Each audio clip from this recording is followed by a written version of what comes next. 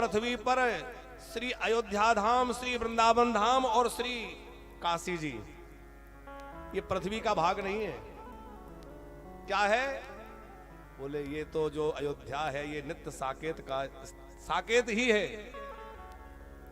जब भगवान राम के रूप में प्रकट होते हैं तो उनका जो नित्य धाम साकेत है वो अवध के रूप में प्रकट हो जाता है। जब प्रभु श्री कृष्ण बनकर प्रकट होते हैं तो उनका जो नित्य धाम है वह वृंदावन के रूप में प्रकट हो जाता है। जब भगवान नर नारायण के रूप में प्रकट होते हैं तो उनका नित्य वैकुंठ जो है वो बद्री नारायण के रूप में प्रकट हो जाता है।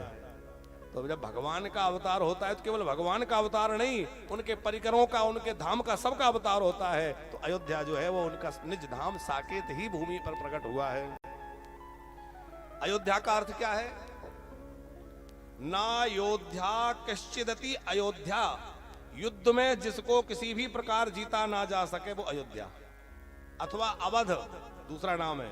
अवध का मतलब है ना बधा केश्चिदति अवधा, जिसको किसी भी प्रकार से नष्ट ना किया जा सके, जो कभी मिटता नहीं है वो अवध है। और स्कंद पुराण के वैष्णव खंड में अयोध्या जी की महिमा लिखी है।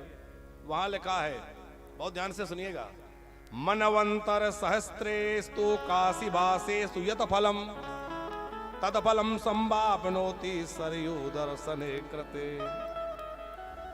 1000 मनवंतर, 1000 वर्ष नहीं, 1000 मनवंतर तक काशी में निवास करने से जो पुण्य प्राप्त होता है वो फल केवल सरयू जी के दर्शन से प्राप्त हो जाता है। स्नान की बात नहीं लिखी। सरयू दर्शने कृते, कलयुग में वो दर्शन सरयू जी के दर्शन से प्राप्त हो जाता है। मथुरायाम कल्पवेगम बसते मानदो यदि तत्फलम संवापनोति सरयू दर्शने कृते। एक कल्प तक कोई श्रद्धा पूर्वक मथुरा जी में वास करे, उससे जो फल प्राप्त होता है वह कलयुग में केवल सरयू महारानी के दर्शन से प्राप्त हो जाता है। सरयू नाम क्यों है? बोले सर से प्रकट वहीं, सर से जन्म होने से उनका नाम सरजू हो गया। 60 वर्ष सहस्त्राणि भागीरथ्यावगाहनम तत्फलम निमिषार्धेन कलौदास रथिम पुरीम। क्या महिमा है? व्यास जी कह रहे हैं स्कंद पुराण में 60,000 वर्षों तक श्री गंगा जी का कोई श्रद्धा पूर्वक अवगाहन करे, स्नान करे, उससे जो पुण्य प्राप्त होगा उतना फल, तत्फलम निमिषार्धेन, निमिष के आधे भाग भी यदि दशरथ जी की पुरी माने जो है अयोध्यापुरी में निवास कर लिया जाए तो उतना फल प्राप्त हो जाता है जो 60,000 वर्षों तक गंगा जल इसमें स्नान करने से फल प्राप्त होगा।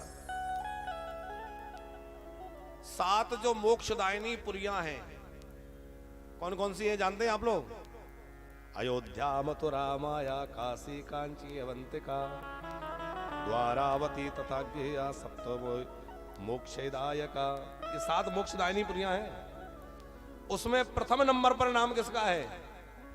अयोध्या, मथुरा, माया। अच्छा आचार्य जी, ये सप्तपुरियों को भगवान के श्री अंग में ही इनका कल्पना की गई है, तो उसमें जो अयोध्या है वो भगवान का क्या है? बोले अयोध्यापुरी मस्तकम। अयोध्यापुरी जो है वो रघुनाथ जी का मस्तक है, भगवान का मस्तक है।